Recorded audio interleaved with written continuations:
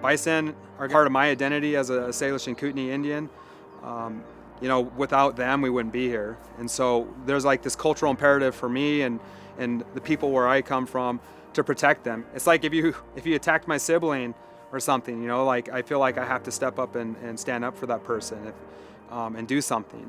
And I feel like that's how it is with bison in Montana now.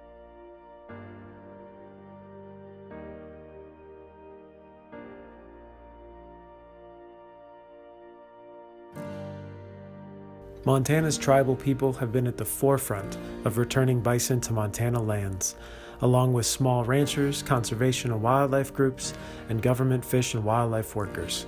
All of Montana's 7 reservations have bison herds, and this diverse coalition's collective work over the past decade was leading towards wild bison reintroduction on non-tribal lands in the state. But that all changed in the 2021 Montana legislative session. I would say this session was really, when it comes to bison in Montana, I think tragedy is probably the first word that I think of. This past legislative session, being on the ground and hearing from senior legislators that, this was one of the worst sessions that they've ever witnessed. There were 3 actions taken addressing bison. First, House Bill 302 gave power to county commissioners to approve or deny any bison transfer to their county. They gave counties the key to deny or allow bison coming into a county, which, going into rural areas in the state, that'll be very difficult now to translocate bison and build healthy bison populations in new places. Second, House Bill 318 redefined wild bison to an animal that had never been reduced to captivity or was owned by a person. This redefinition would severely reduce which bison could be treated as wildlife. They tried to structure the legislation to really have this long-term impact on preventing bison from being called wild at any point. And so, that really infringes on our ability to have genetic diversity within these bison populations for healthy, diverse bison long-term. And finally, Governor Greg Gianforte terminated a Montana Fish, Wildlife, and Parks Bison Management Plan, one that was 8 years in the making, that would allow more free-roaming bison to be restored to the state. The governor didn't respond to our requests for comment, but he previously stated, in its effort to spread bison across parts of Montana, Fish, Wildlife, and Parks didn't do enough to account for the impacts to local communities. When I think of what this legislature was, it felt like everything was just railroaded through.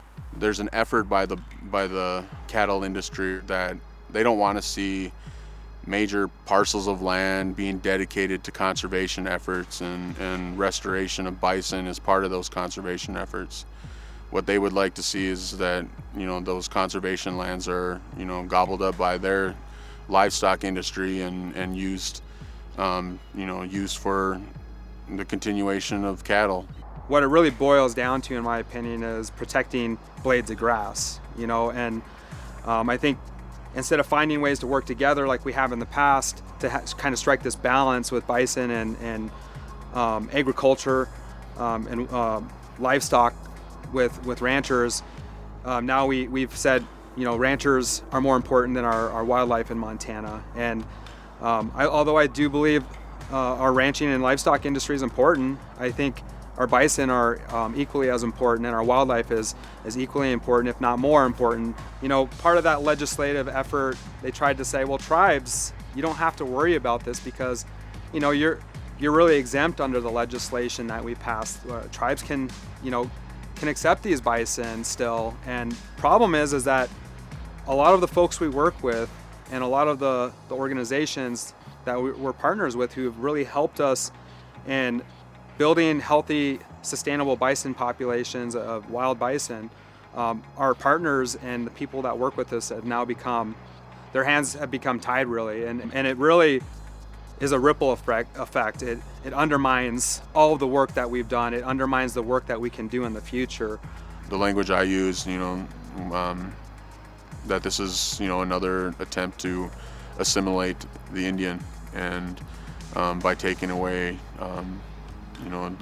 a bison's natural right to exist as, you know, a wild being. In my mind, the best opportunity we have there is working with livestock owners and ranchers and farmers to find ways where we can expand habitat in places that make sense for everybody. You know, and then the other option at this point, I think, is, you know, we have to start looking and collaborating together to look at, you know, federal legislation to see if there's opportunities there in protecting wild bison. It takes a lot of advocacy and a lot of, being proactive. And I think, you know, tribal communities, we adapt well and we're very innovative, and, you know, holding feet to the fire isn't anything new to us. It's frustrating. We get beat down. We're exhausted oftentimes because we play defense on so many of these terrible bills that undermine, you know, bison and our existence. And it's just one of those things where, you know, we're no strangers to this sort of thing. You know, we're resilient, and it's something that we always get back up and fight for. So I'd expect that from Native people in Montana, and of course our partners and stakeholders who've been there in stride. As long as bison are here, we're going to be here to protect them and fight for them.